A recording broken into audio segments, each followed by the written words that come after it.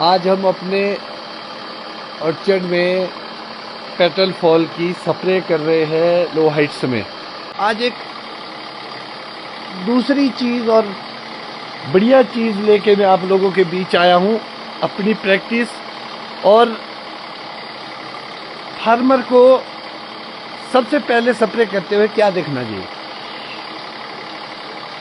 पहले मैं ये बता दूं कि मैं कौन कौन सी चीज़ें स्प्रे कर रहा हूं और उसके पीछे की क्या वजह है। थोड़ा सा कुछ प्लांट में फ्लावर्स कम था, मुझे लगता है कि 30% फ्लावर कम था इस साल, 70% अच्छा था। और जो सेटिंग है वो बहुत ही अच्छी हुई है हमारे लोअर एलिवेशन में, बहुत अच्छी सेटिंग है। मुझे लगता है कि अब 1-2 दिन में हम फ्रूट थिनिंग की ओर जाएंगे हमारे लो हाइट्स वाले ऑर्चर्ड में। मगर जो मिडल वाला ऑर्चर्ड है वहाँ मुझे अभी स्थिति अच्छी नहीं लग रही है, क्योंकि लगातार ठंड, लगातार बारिश, तूफान और हल्का हल्का हेलिंग, पेटल को पूरी तरह से झाड़ दिया गया था वहाँ पे मिडल हाइट में, जिसकी हम रेगुलर बात करते हैं वाटर पीएच को लेके। और वाटर पीएच को लेके आपने देखा होगा, हम पिछले कई सालों से आईसीएल कंपनी के प्रोडक्ट्स डालते थे न्यूट्रिशन में ड्यू टू वाटर पीएच, और वो कहीं ना कहीं हमें काफ़ी महंगे भी पड़ते थे, क्योंकि न्यूट्रिशन तो हमें सस्ता कोई भी कंपनी प्रोवाइड करा देगी एनपीके लाइक, मगर जो उसके डालने के पीछे का मकसद था वो होता था वाटर पीएच। अगर आप जो दवाइयाँ हैं वो लो पीएच में ही काम करेगी। पीएच, पानी का पीएच 5 से लेकर 5.5 के बीच आपका होना चाहिए। अगर आपको दवाई को ज़्यादा समय तक काम करना पड़ेगा, और करती भी है, अगर हमारा जो पानी का पीएच है यहाँ पर वो हायर साइड पे है, तो सबसे पहले तो आपको अपने स्प्रे करने से पहले अपने पानी का पीएच एक डिजिटल मीटर लीजिए। जो दवाई आपकी 1 घंटे, 2 घंटे, 3 घंटे या 10 घंटे काम करती है हायर पीएच पे, अगर वही पीएच डाउन होगा तो आपका जो दवाई है वो 20 दिन से 25 दिन तक आपको बैकअप देगी। फॉर एग्जांपल मैं मैनकोजेब, जिसको आप डाइथीन के नाम से जानते हैं, उसका एग्जांपल देता हूँ। अगर पीएच हमारा 8-9 के आसपास है पानी का, तो वो दवाई मुझे नहीं लगता कि 10 घंटे से ज़्यादा आपको बैकअप देगी। भले इम्पोर्टेड आता है वो, उसके पीछे का रीज़न है कि जो खारा पानी है, समुद्री पानी है, वो हमारे जो इजराइल वगैरह ये वाली कंट्रीज है वहाँ पर खारा पानी ज़्यादा होता है, तो उनको पीएच बैलेंस की सबसे ज़्यादा ज़रूरत है। तो एक चीज़ मैंने स्प्रे कर दी। सबसे पहले आपको ध्यान रखना है, जब आप पानी को भरते हैं, जैसे ये फ्रेश वाटर है, इसमें सबसे पहले आपको पीएच बैलेंसर डालना है। तो जो ये पीएच बैलेंसर है ये हमारा एरबेटो पीएच बैलेंसर है। इसको जो हमारे यहाँ का पानी है उसका जो पीएच मान है वो 8.3 के आसपास है, जो हमने चेक किया है 8.3 के आसपास है। जैसे ही हम इसको, जो मेरे पास इसका रेशो आया वो लगभग 55 से 60 ml के बीच आया है, 55 to 60 ml। आपका अपने इलाके में जो पीएच होगा, पहले आपको पीएच चेक करना है, उसके बाद इसका डोज, अगर आपका पीएच पहले ही वहाँ पे डाउन है तो इसका डोज घटता जाएगा, और 5 से नीचे भी हमारा पीएच नहीं आना चाहिए था। और इसको एरबेटो पीएच बैलेंसर को डालने के साथ साथ एक और बेनिफिट है इसका, इसमें स्प्रेडर भी है, जो स्टिगिंग, मतलब जो पत्तों के ऊपर बूंद पड़ेगी उसको वहाँ पर चिपका कर रोक के रखेगी।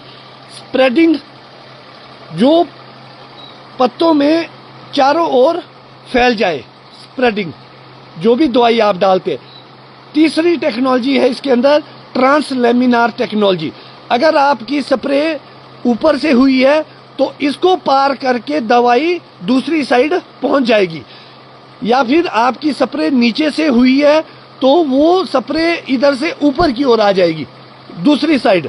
इसको ट्रांसलेमिनार टेक्नोलॉजी बोलते हैं। एक दो कंपनीज के और भी कुछ ऐसे प्रोडक्ट्स आते हैं, मगर अभी जो हमें मार्केट में मिला बड़ी समय के बाद, वो मिला एरबेटो रवीना नेक्स्ट का। एक और बात को मैं आपसे साझा करना चाहता हूँ, जो ये एरबेटो है हमारा pH balancer, spreader, translaminar technology, sticking वाला एजेंट है। इसको जब आप ड्रम में डालते हैं ना, तो पानी की को जब आप देखेंगे ना, आपको फील होगा कि क्या चीज़ आपने की। मैं आज इसको पहली बार यूज़ कर रहा था, तो मुझे बड़ी खुशी हुई पानी को देख के। मतलब इतना स्मूथ और फाइन हो गया ये हमारा पानी कि मज़ा आ गया देख के। और थोड़ा सा समय दीजिएगा इसको डाल के, लगभग 1 मिनट का। पहले इसको अच्छे से मिक्स कीजिएगा। सबसे पहले पानी में आपको यही चीज़ ऐड करनी है ताकि हमारा पीएच बैलेंस हो जाए और दवाई की एफिशिएंसी बढ़ जाए, क्योंकि दवाइयाँ लंबे समय तक और बेहतर तरीके से काम तभी कर पाएगी जब हमारा वाटर का पीएच होगा। और अगर मैं इसकी कॉस्टिंग की बात करूं, जो मुझे कॉस्ट करा, ये लगभग मतलब मुझे लगता है कि ये 60 से 70 रुपये के आसपास पर ड्रम मुझे कॉस्ट करा। ये कॉस्टिंग आपकी पीएच के साथ बढ़ सकती है अगर आपका पानी का पीएच और ज़्यादा होगा, मतलब 9 के आसपास होगा, क्योंकि 8.5 है मेरा, 9 साढ़े 9 होगा, तो ये थोड़ा बढ़ जाएगा इसका डोज। आपको 70, 80, 90 ml तक जाना पड़ सकता है। और ये जितने भी हमारे फार्मर है, चाहे कश्मीर का फार्मर है, चाहे उत्तराखंड का है, चाहे हमारे हिमाचल का है, ये सबके लिए कारगर रहेगा, क्योंकि पीएच से हमें निजात मिल रही है।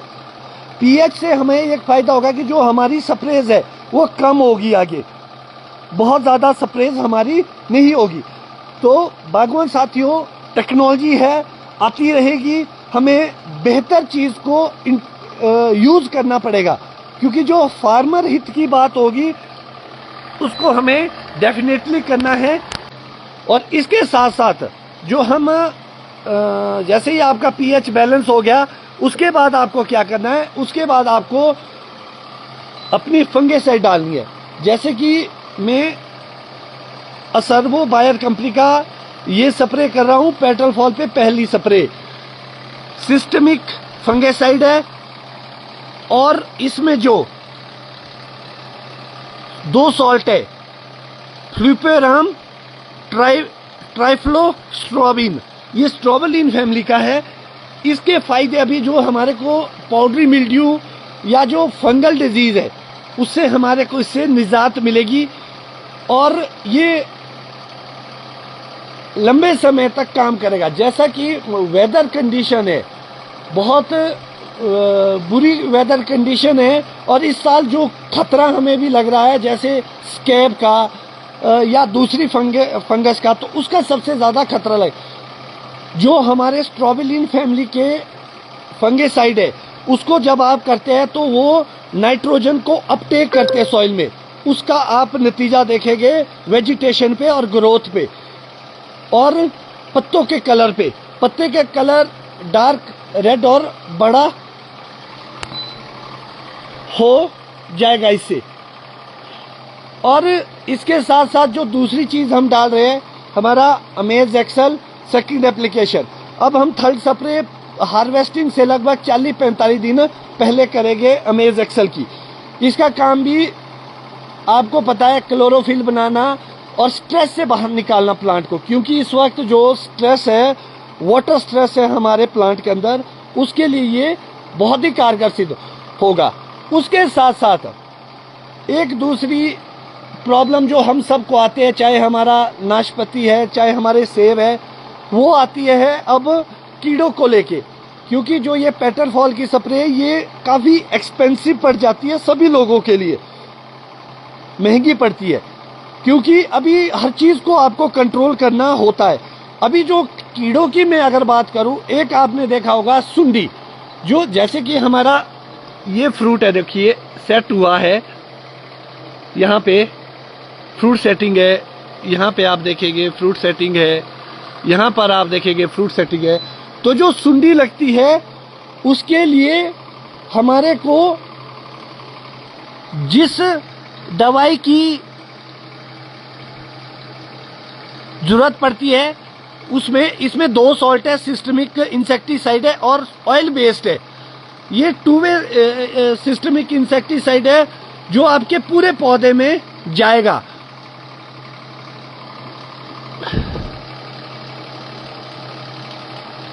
इसमें इमिडाक्लोरोपिड है जो हमारे सुंडी को मारेगा। उसके साथ साथ जो आजकल बगीचे में प्रॉब्लम आती है वो आती है सैला की। आपने देखा होगा जो डिंपल टाइप पड़ते हैं फ्रूट के अंदर, वो सैला की वजह से पड़ते हैं। तो जो सैला है, एप्पल सैला और पियर सैला, ये दोनों को किल करेगा। और उसके साथ साथ हमारा सेंजोस्केल उस पर काम करेगा। जिस बागवान के वुली एप्पल एफिड है ये उस पर काम करेगा। Green Apple aphid, black Apple aphid, जितने भी सकिंग पेस्ट है ये सब पे काम करेगा। सिर्फ आपको ध्यान क्या करना है, जब आप इन चीज़ों को करते हैं इसको सबसे पहले शेक ज़रूर करें, क्योंकि ये ऑयल बेस्ड चीज़ें होती है। आजकल की टेक्नोलॉजी और फार्मर को इतनी आसानी से पता नहीं लगता है, इसलिए हमेशा जब भी दवाई का इस्तेमाल करें इसको अच्छे से शेक कर दे सभी दवाई को। और एक चीज़ और जिसको हम अपने ऑर्चर्ड में डाल रहे हैं वो है हमारा कैल्शियम। तो मेरे पास कुछ बचा हुआ था, कुछ मेरे ट्रायल थे 1-1, 2-2 ड्रम के। जैसे हमारा ये चिलेटेड कैल्शियम है, रिच स्प्रे का, ट्रेड क्रॉप का है हमारे पास कैल्शियम, और कोरोमंडल का एक्यूमिस्ट, जिसको आप देख रहे हैं कि पिछले 2-3 साल से मैं रेगुलरली यूज कर रहा हूं।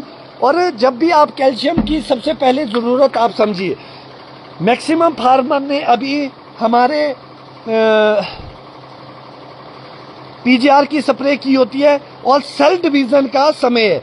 जो भी चीज़ आप सेल डिवीजन के लिए आजकल डाल रहे हैं, चाहे हमारा 6BA डाला आपने, चाहे कोई और चीज़ का इस्तेमाल किया, तो जब सेल का विभाजन होता है उसका बिखराव नहीं होना चाहिए। तो जो सेल के बिखराव को रोकता है और जो सेल डिवीजन में मदद करता है, उनमें कैल्शियम सबसे ज़रूरी रोल प्ले करता है। कैल्शियम सबसे ज़्यादा रोल प्ले करता है। और पीजीआर के इमीडिएट बाद, क्योंकि सबसे ज़्यादा सेल डिवीज़न होता है उस वक्त, तो उन सेल्स को कंट्रोल करने के लिए, बॉन्ड करने के लिए कैल्शियम की बहुत ज़्यादा ज़रूरत है। कैल्शियम हमारे लचीलापन फ्रूट के अंदर को भी बढ़ाता है, फ्रूट रस्टिंग को कम करने में हमारी मदद करता है। मगर एक चीज़ का आपको कैल्शियम की स्प्रे करते हुए ध्यान रखना है, जब भी आप कैल्शियम डालते हैं तो छोटे डोज में डालें। छोटे डोज से मेरा मतलब है कि जैसे हम ये हमारा ऑक्साइड फॉर्म का कैल्शियम है और 11% है। इसको जो मैं अभी डाल रहा हूँ, इसको मैं मात्र 30 ml की 200 लीटर पानी के हिसाब से मैं इसमें स्प्रे कर रहा हूँ। अगली स्प्रे में मैं इसको 50 ले जाऊंगा, फिर मैं इसको 70-80 के आसपास ले जाऊंगा, फिर मैं 100 ले जाऊंगा। लगभग 5-6-7 स्प्रे हमें कैल्शियम की करनी ही है लास्ट तक। अभी की स्प्रे बागवान साथियों, हो सकता है कि जो इतनी चीज़ें मैं मिक्स कर रहा हूँ ये काफ़ी एक्सपेंसिव पड़े, मगर आपको एक चीज़ का ध्यान रखना है कि आप इसमें से छोड़ क्या सकते हैं। अगर आपके क्रॉप बहुत कम है तो आपको बायोस्टिमुलेंट या इन चीज़ों की कोई भी ज़रूरत नहीं है, या इंसेक्टिसाइड की ज़रूरत नहीं है। सिर्फ आपको फिर फंगिसाइड पे फोकस करना है और विद पीएच बैलेंसर इसको बैलेंस करके आपको डालना है। अगर आपकी क्रॉप कम है, अगर क्रॉप अच्छी है तो आप खर्चा कर सकते हैं, क्योंकि फार्मर मैं भी तभी इतना खर्चा कर पा रहा हूँ। मेहनत करनी कभी नहीं छोड़नी। अगर आपके सेब नहीं भी लगेंगे इस साल तो आपको पत्ते को बचाना है। ध्यान रखिए, आपको पत्ते को बचाना है, क्योंकि अगली साल की क्रॉप और अगली साल का बीमा इसी साल बनेगा। ये देखिए पत्ते के नालू टाइप बन रहे हैं। इसका सिम्टम क्या है? ये पाउडरी मिल्ड्यू है हमारा। ये पाउडरी मिल्ड्यू की तरह इस तरीके से बंद होता है। और इसका सबसे बड़ा नुकसान क्या होगा कि जो सूरज की किरण है वो पत्तों के ऊपर नहीं पड़ेगी, क्लोरोफिल नहीं बनेगा, पत्ता अपना भोजन नहीं बना पाएगा। इस साल जो समस्या आ रही है ये, क्योंकि इस साल की जो फ्लावरिंग है वो लगभग 1.5 महीने से चल रही है, खत्म ही नहीं हो रहे, अभी भी फ्लावर है बगीचों में। उस वजह से ये देखिए मुड़ने शुरू हो गए पत्ते, क्योंकि अभी तक कोई पाउडरी मिल्ड्यू के लिए स्प्रे नहीं हो पाई है। तो ये चीज़ें हमारे बस में और हाथ में नहीं है कि हम कैसे करें। तो ये देखिए, आपको यहाँ दिखना भी, अगर आप देख पाएंगे, ये देखिए स्पेस सा चूर्ण है, ये पाउडरी मिल्ड्यू है। और इसके साथ आप यहाँ देखेंगे ब्लैक एफिड, जिसकी मैं अभी बात कर रहा था। ये देखिए ब्लैक एफिड आने शुरू हो गए, ये नई ग्रोथ को चूसते हैं यहाँ से। तो इसीलिए बागवान साथियों, आपको मॉनिटर करना पड़ेगा, रेगुलरली देखना पड़ेगा कि आपके बगीचों में कौन सी बीमारियां हैं। और दूसरा एक चीज़ जो अभी एक्टिव हुई होगी वो होगी माइट भी आ चुकी होगी, इसलिए जो हमने सोलोमोन अप्लाई किया है वो माइट्स को भी किल करेगा। अभी लगभग सारी चीज़ों पे हमारा कंट्रोल आ जाएगा इस वक्त। और आप देखिए हमारा पत्ता कितना शानदार बन चुका और कितना बड़ा है। ये देखिए क्लोरोफिल भी बहुत अच्छा बना है पत्तों में, अभी स्टार्टिंग में ही। आप देखिए पत्तों का साइज बहुत अच्छा लीफ साइज है। ये देखिए, ये आप ज़रूर अपने खर्चों को कम कर सकते हैं स्प्रेज के, क्योंकि जो पहली स्प्रे है वो एक्सपेंसिव ही पड़ेगी आपको, मेजॉरिटी में सभी लोगों को। हाँ, आप उसको नीचे ऊपर कुछ, हाँ एक चीज़, ये चीज़ें भी हो चुकी है हमारी, जो हम जैसे पीएच के लिए हम कुछ और चीज़ें डालते थे, लगभग 500 का ड्रम बैठ जाता था।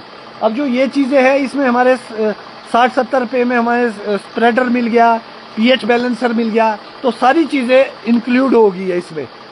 तो आपको स्मार्ट फार्मिंग करनी है, हमें जागरूक बनना है, ताकि हमारे खर्चे भी बैलेंस रहे और क्वालिटी फ्रूट भी हमारे पास पैदा हो। तो एक और क्वेश्चन जो फार्मर का रहता है मुझसे खाद को लेके, तो बागवान साथियों, जैसे आपका पेटरफॉल हो गया है, तो आप अगर के क्रॉप बहुत अच्छी लगी है तो आप नाइट्रोजन की सेकंड डोज पे जा सकते हैं। जो आपने तोड़ के पहले डाला था हाफ डोज आप अब डाल सकते हैं। और दूसरी चीज का आप ध्यान रखें कि जो छोटे प्लांट्स है हमारे, जो ग्रोइंग प्लांट है हमारे, उसमें हमें तोड़ के थोड़ा थोड़ा 1 साल 2 साल 3 साल 4 साल के जो पौधे, उसमें हर 15-20 दिन में हमें फीडिंग देनी है, स्पेशली नाइट्रोजन की। तो उसको आप तोड़ते तोड़ते डालिए और पौधे को बहुत अच्छे से ग्रो कीजिए। या जो हाई डेंसिटी वाले लोग हैं वो भी सेम चीज़ को अप्लाई कर सकते हैं, उनका शेड्यूल थोड़ा सा अलग रहता है। उसमें अगर उन्होंने सॉइल टेस्टिंग की होगी तो एनपीके के हिसाब से वो अपना न्यूट्रिशन का चार्ट बनाएंगे। और स्पेशली जो M9 के ऑर्चर्ड जिन्होंने इस साल लगाए हैं, आपको ये ध्यान रखना है पूरी साल में आपको लगभग 150 से लेकर 160 ग्राम नाइट्रोजन डेफिनेटली अपने बगीचे में देनी है, अगर अच्छी वेजिटेशन लेनी है। इसको कम बिल्कुल ना करें या बहुत अत्यधिक मात्रा में भी ना डालें। तो बागवान साथियों, आज के लिए फिलहाल इतना ही। मैं आपसे इजाजत चाहूँगा और मैं अपनी स्प्रे की तैयारी कर रहा हूँ, आप लोग भी अपने काम कीजिए। इन्हीं शब्दों के साथ मैं आपसे इजाजत चाहूँगा। जय हिंद, जय बागवान।